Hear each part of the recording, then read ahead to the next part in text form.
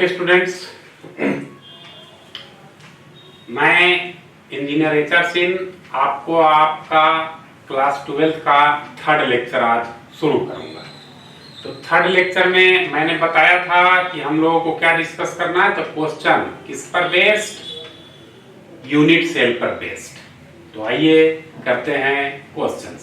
इस लेक्चर में केवल हम लोग को क्वेश्चन डिस्कस करना है जो हम लोगों ने लेक्चर 1 और लेक्चर 2 में पढ़ा था। शुरू करते हैं क्वेश्चन नंबर 1 से। क्या कह रहा क्वेश्चन नंबर 1? सो देखिए, कह रहा ए compound is form by two elements P and Q। Question number 1, a compound is formed by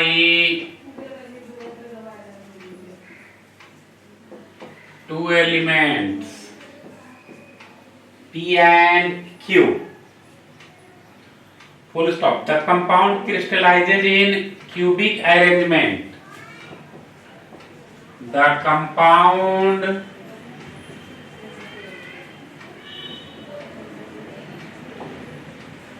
crystallizes in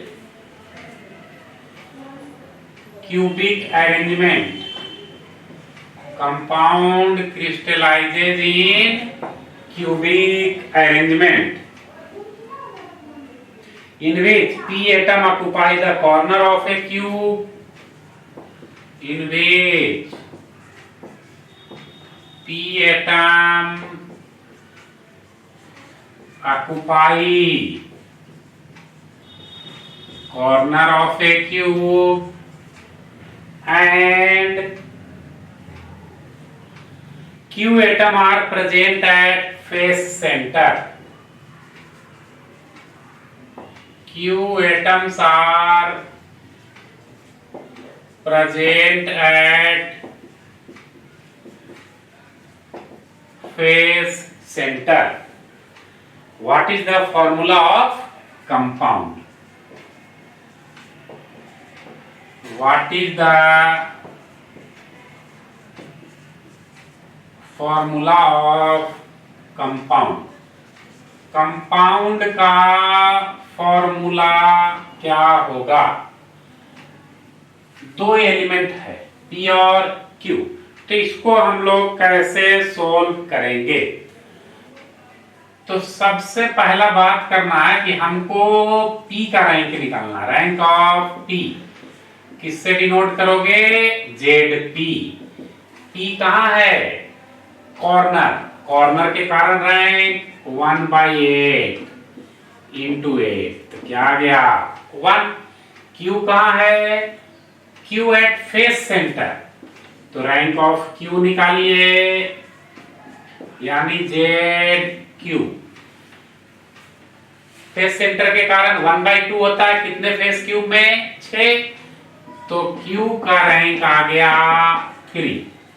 तो जो फॉर्मूला P और Q से मिल करके बना वो फॉर्मूला P1 और Q3। क्या फॉर्मूला आ गया कंपाउंड का? PQ3। ये क्वेश्चन नंबर 1 नोट कर लीजिए। तो क्वेश्चन 2 की ओर बढ़ते हैं। चलिए,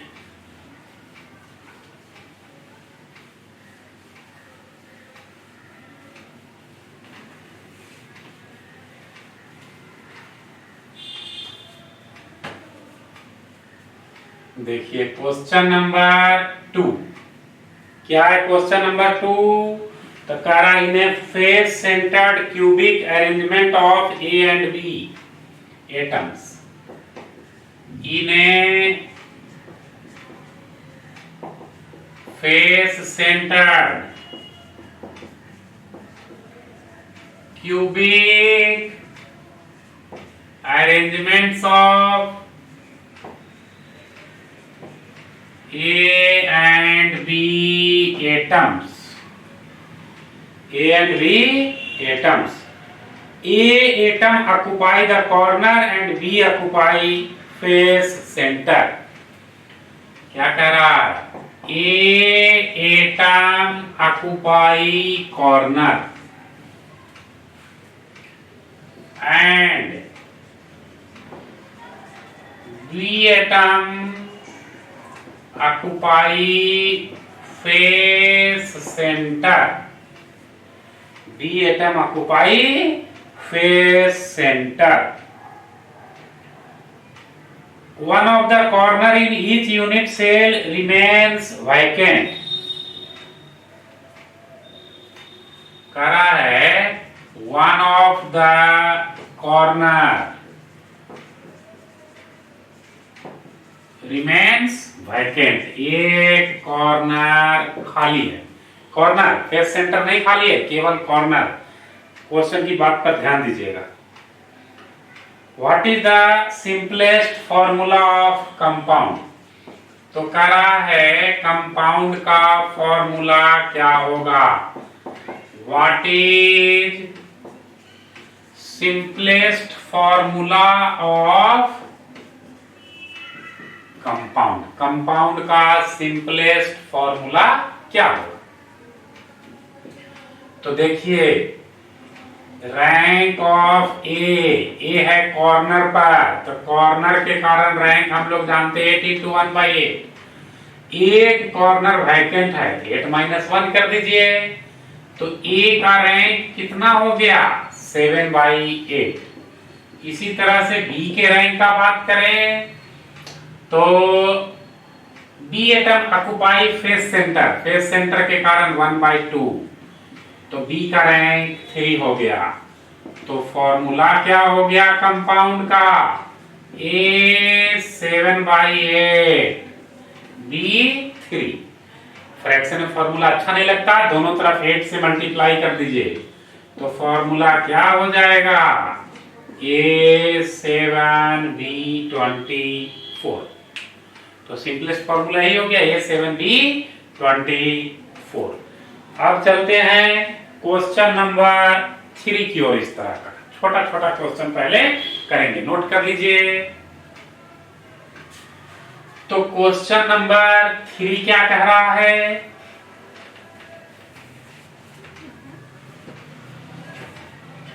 देखिए, क्वेश्चन नंबर 3 है, ये unit cell consist of cube. ये unit cell consist of cube in which there are anions Y at each corner. There are anions Y at each corner and cations X at the center of alternate phase. Cation X at the center of alternate phase. At the center of alternate phase. What is the simplest formula of compound? तो compound का क्या formula होगा? What is simplest formula of compound? ये question बनाना है, ये भी छोटा question है. दो है, एक एनायन Y, केटायन X. तो पहले X का रैंक निकालिए, ZX. X है सेंटर ऑफ अल्टरनेट फेस, यानी 3 फेस. अब फेस के कारण रैंक 1/2 से मल्टीप्लाई होता है, तो X का रैंक कितना आ गया? 3/2. इसी तरह से Y का, Y हर एक कॉर्नर पर है, तो Y का रैंक 1. क्या फॉर्मूला हो जाएगा?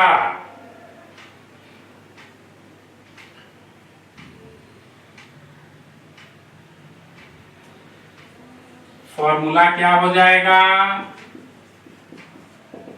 X 1 है, सॉरी x 3/2 है और y 1 है, दोनों तरफ 2 से मल्टीप्लाई कर दीजिए तो क्या हो गया x3 y2।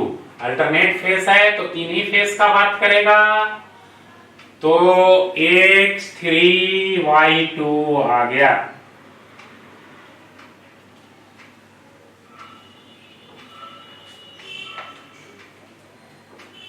Next question,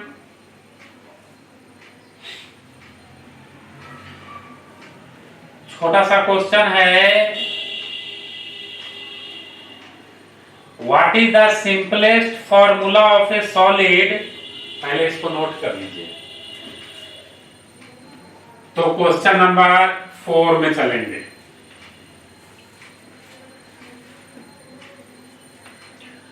What is the simplest formula of a solid? What is the simplest formula of a solid?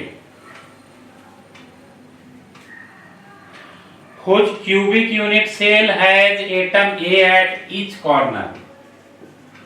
Whose cubic unit cell has atom A at each corner? A है हर एक corner पर, atom B at each face center, atom B at each face center and atom C at body center। तीनों का position हो गया A B C का। तो फिर क्या कह रहा है, फॉर्मूला निकालने कह रहा है कंपाउंड का। निकालिए। रैंक ऑफ ए कॉर्नर पर, कॉर्नर के कारण 1/8 इंटू 8 1। बी है हर एक फेस पर, तो फेस के कारण 1/2 यानी 3। सी बॉडी सेंटर पर, बॉडी सेंटर के कारण रैंक 1। तो फॉर्मूला क्या हो जाएगा, AB3C। फॉर्मूला आ गया AB3C।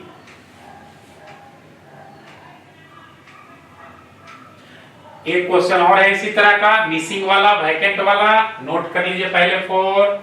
तो फॉर्मूला फाइंडिंग पर 5 क्वेश्चन कर लेते हैं, फिर डाटा वाला पर 5 क्वेश्चन करेंगे। चलिए अब क्वेश्चन 5 की ओर मूव करते हैं।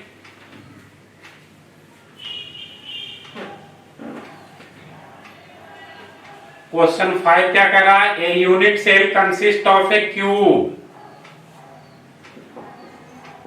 A unit cell consists of a cube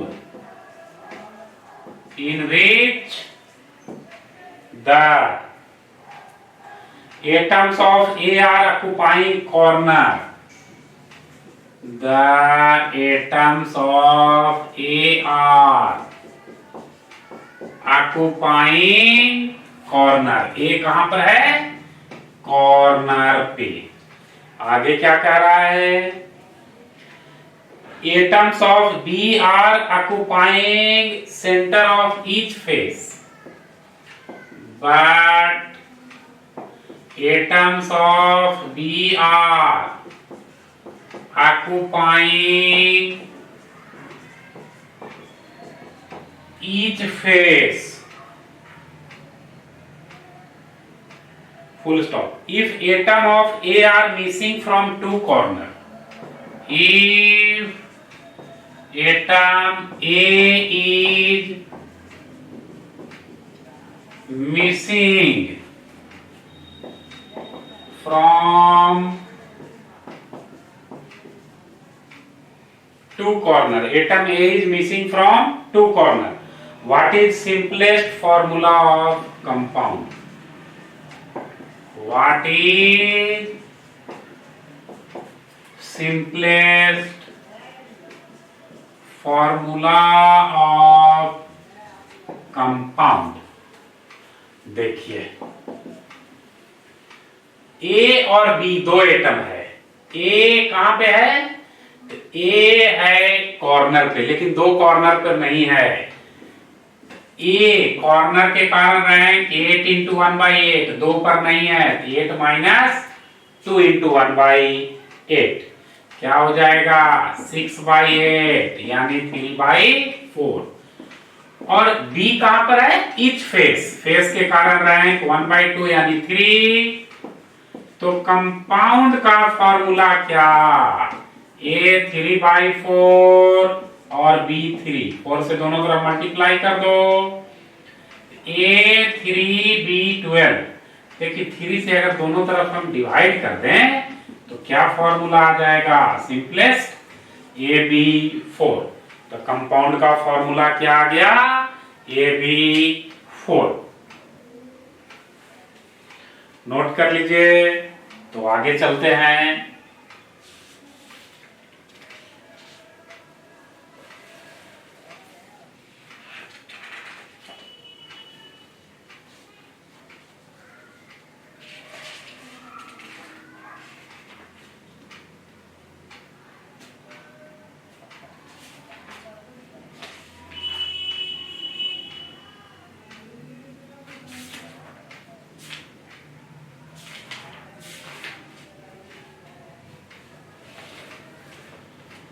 चलिए क्वेश्चन 6 की ओर चलते हैं। जितने तरह के क्वेश्चन हो सकते हैं प्रीवियस 2 लेक्चर में हम लोग आज डिस्कस करेंगे। थ्योरेटिकल क्वेश्चन तो थ्योरी में है ही, तो उसको डिस्कस करिए ना करिए, उसको गेस क्वेश्चन में डालेंगे। क्वेश्चन है क्वेश्चन नंबर 5, सीजियम क्लोराइड है बीसीसी अरेंजमेंट। क्वेश्चन 6 ना, caesium chloride has BCC arrangement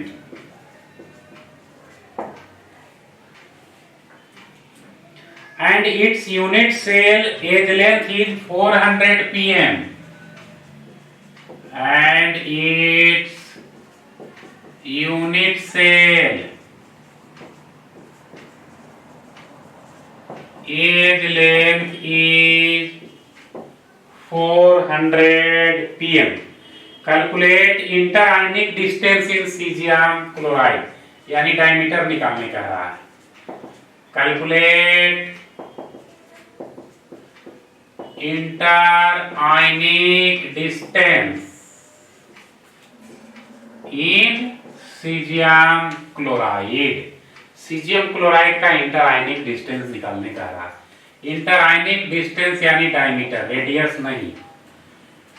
तो बीसीसी के लिए रेडियस और एज लेंथ में क्या रिलेशन है? 4r is equal to √3। मैंने बताया 4r को अगर डायमीटर के टर्म में लिखोगे तो क्या लिखोगे? 2d। 1d बराबर 2r, तो 2d बराबर 4r। तो 2d इज इक्वल टू √3 है। तो डायमीटर कितना हो जाएगा? √3a/2। √3 a का वैल्यू है 400/2। तो इंटर आयनिक डिस्टेंस कितना? 200 इंटू 1.732 pm। मल्टीप्लाई कर दो तो क्या हो जाएगा? 0 0 4 6 14 3 इतना pm, 346.4 pm। इंटर आयनिक डिस्टेंस कितना हो गया? 346.4 pm। ये क्वेश्चन नंबर 6 नोट कर लीजिए। पहले प्रयास करिए कि क्वेश्चन लिख के खुद से बनाएं, तब वीडियो से मैच करिएगा, आंसर मैच होगा। अब नेक्स्ट क्वेश्चन की ओर चलते हैं।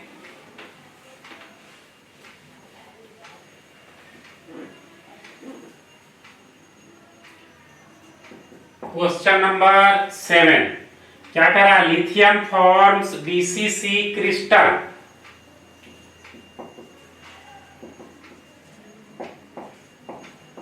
lithium forms BCC crystal. Calculate the atomic radius of lithium if age length of unit cell is 351. Calculate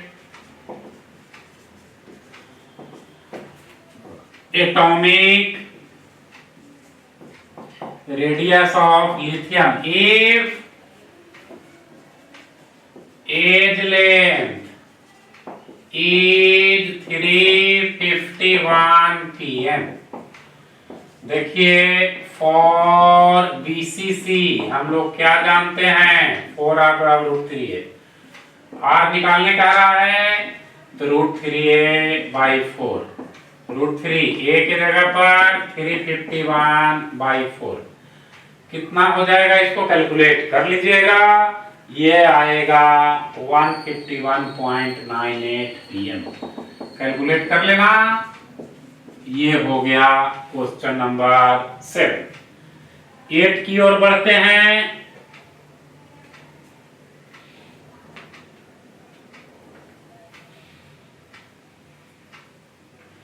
note कर लीजिए। तो 8 की ओर बढ़ते हैं।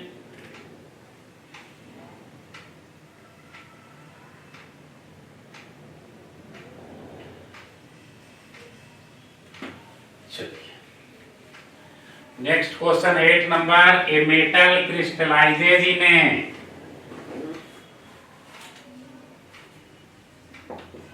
A metal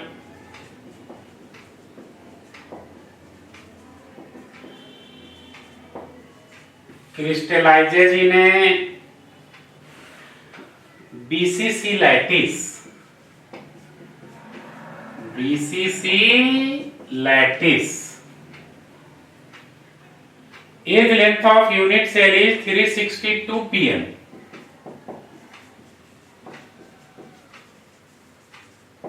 Age length of unit cell is 362 pm. Unit cell का एज लेंथ 362 pm। तो करा calculate closest atom between two metal atom. Calculate closest distance between two metal atom. Calculate closest distance between two metal atom. दो metal atom के बीच का closest distance निकालना है। तो क्लोजेस्ट डिस्टेंस किसके बराबर होगा, तो D के बराबर। हम लोग क्या जानते हैं, BCC है ना। फॉर BCC 4 बराबर √3 है, 2D बराबर √3 है, D बराबर √3a/2। वैल्यू पुट करो। ये है 362/2 कितना, √3 × 181 pm।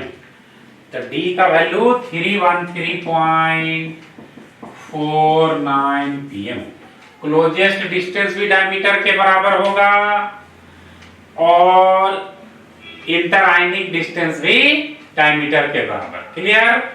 अब क्वेश्चन नंबर 9 की ओर बढ़ते हैं। छोटा छोटा क्वेश्चन है।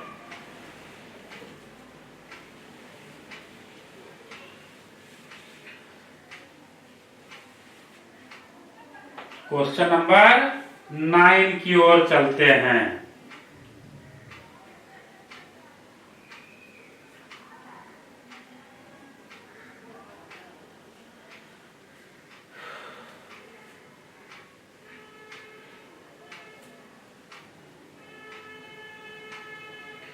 नोट कर लिए।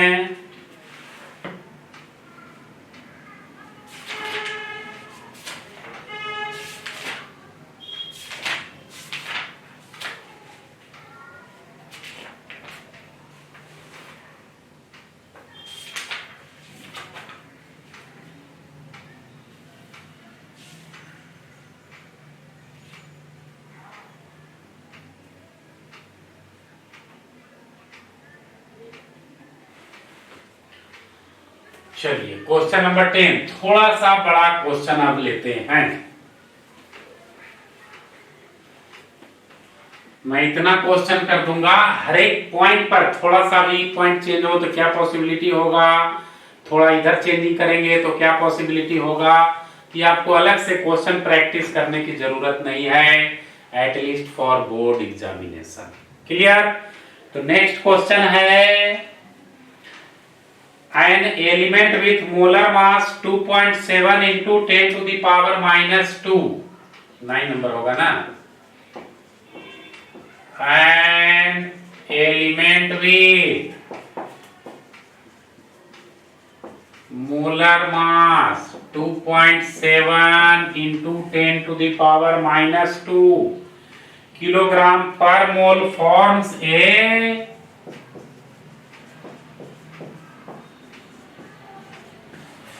a cubic unit cell with edge length, cubic unit cell with edge length 405 pm. If its density is 2.7 into 10 to the power 3, if its density is 2.7 into 10 to the power 3 kilogram per meter cube, what is the nature of unit cell? यानी Z निकालना है। What is the nature of unit cell?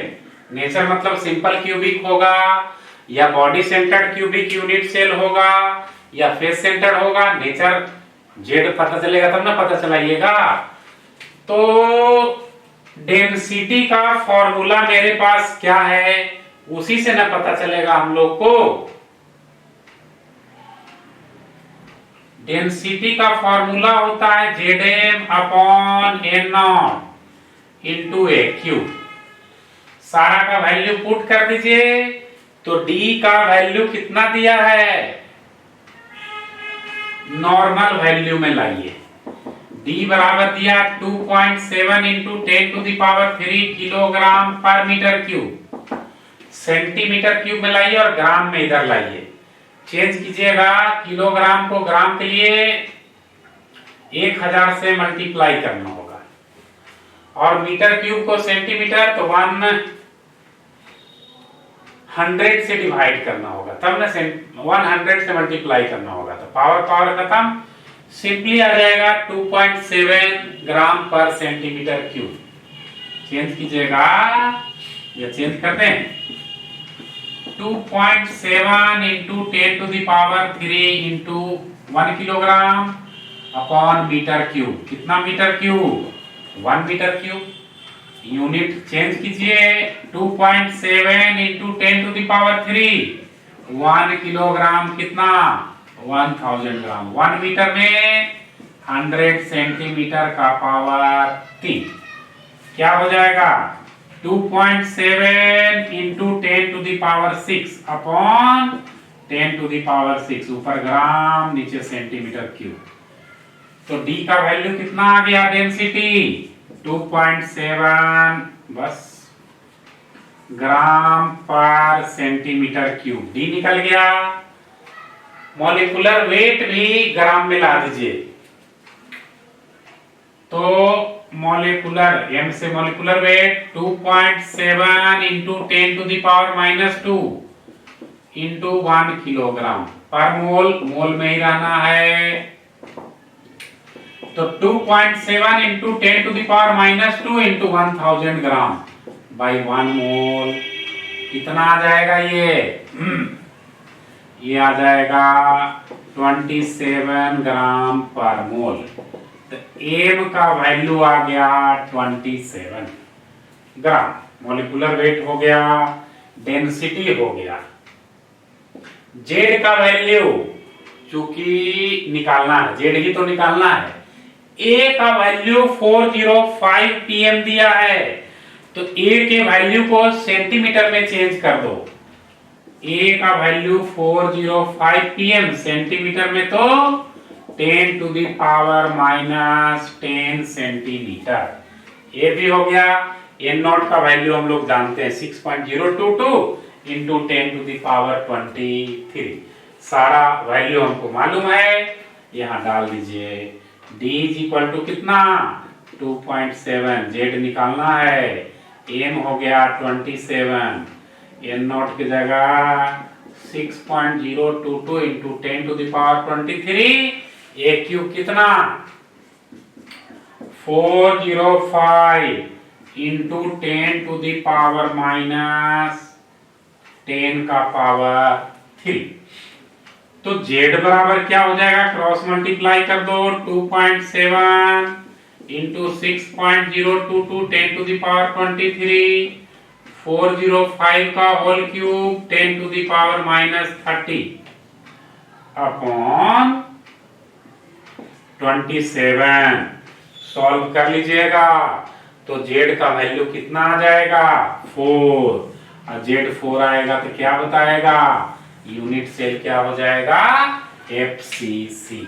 इसको solve करना है आपको, जगह कम है हम डायरेक्ट लिख दिए, आप सॉल्व करिएगा। ये है क्वेश्चन नंबर 9, नोट करिए। तो हम नेक्स्ट क्वेश्चन की ओर बढ़ते हैं।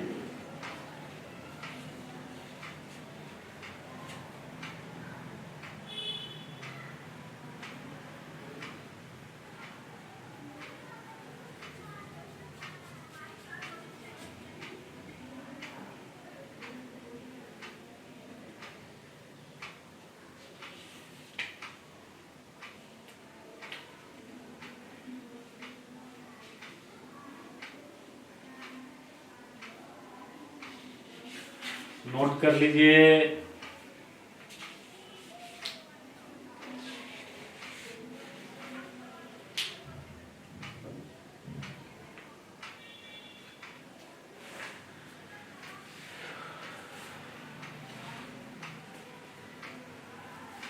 तो अब हम लोग क्वेश्चन नंबर 10 की ओर चलते हैं।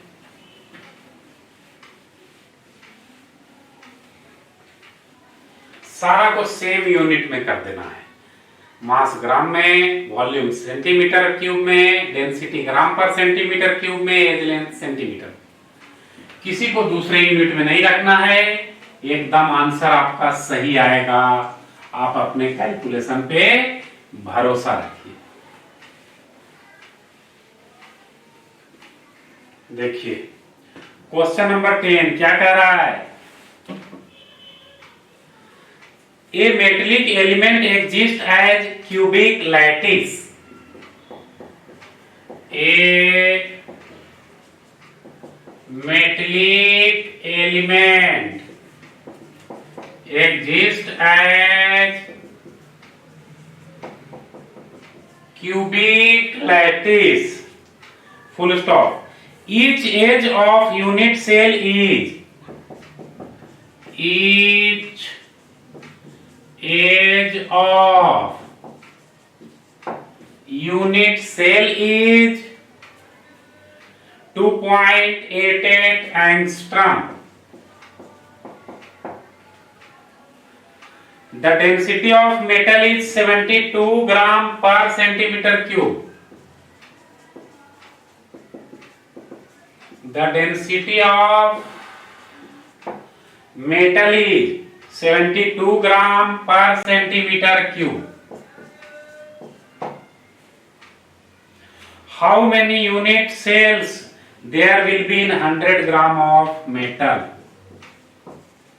How many unit cells there will be in 100 gram of metal? 100 gram metal में कितने यूनिट सेल होंगे? Also find number of atom. क्या कर रहा है, also find number of atom. देखिए ये क्वेश्चन है, ऐसा क्वेश्चन बहुत ही झकास क्वेश्चन होता है। तो पहली बात क्या दिया, एज लेंथ दिया है इतना एंगस्ट्रम, एक एंगस्ट्रम में 10 to the power -8 centimetre. Edge length कितना, तो 2.88 एंगस्ट्रम, यानी 2.88 into 10 to the power -8 centimetre.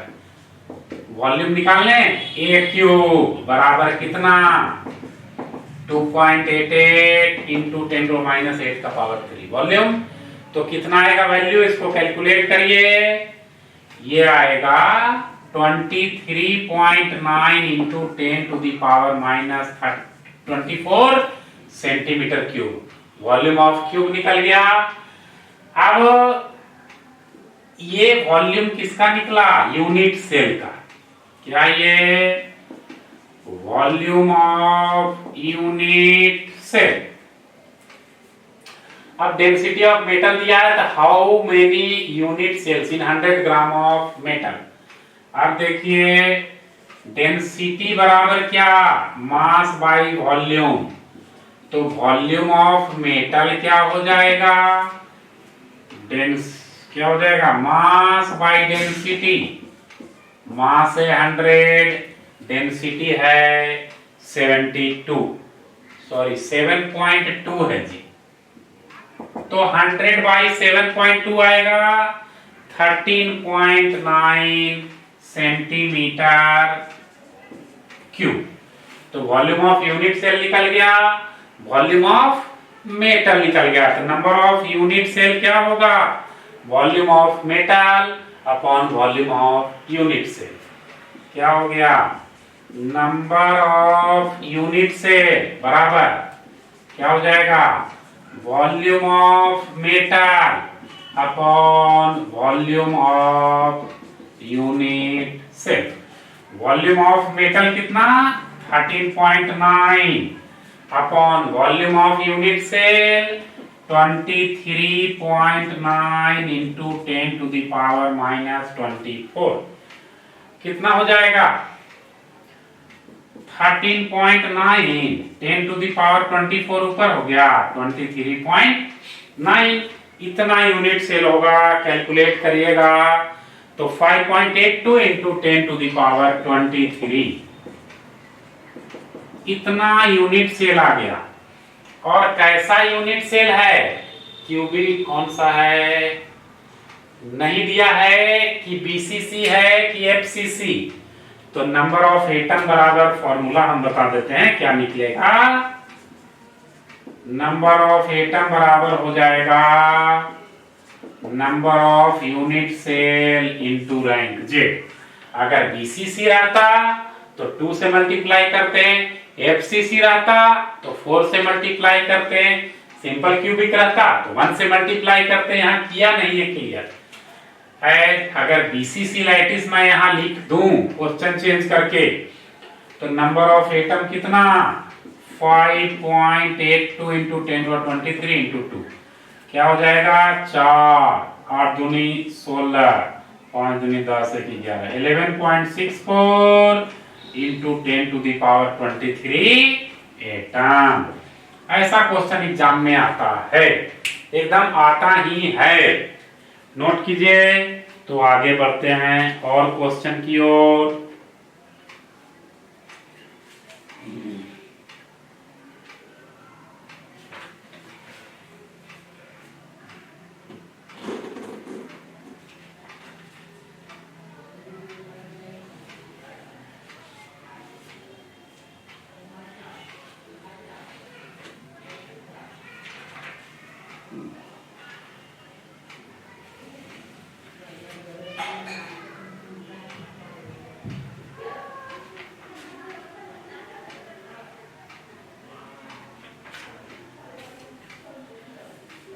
Note कर लिए। तो क्वेश्चन नंबर 11 की ओर मूव करते हैं।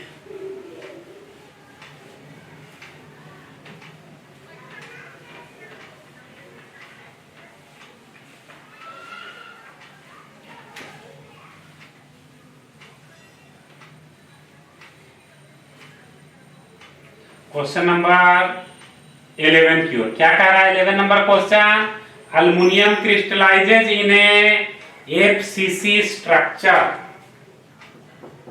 Aluminium crystallizes in a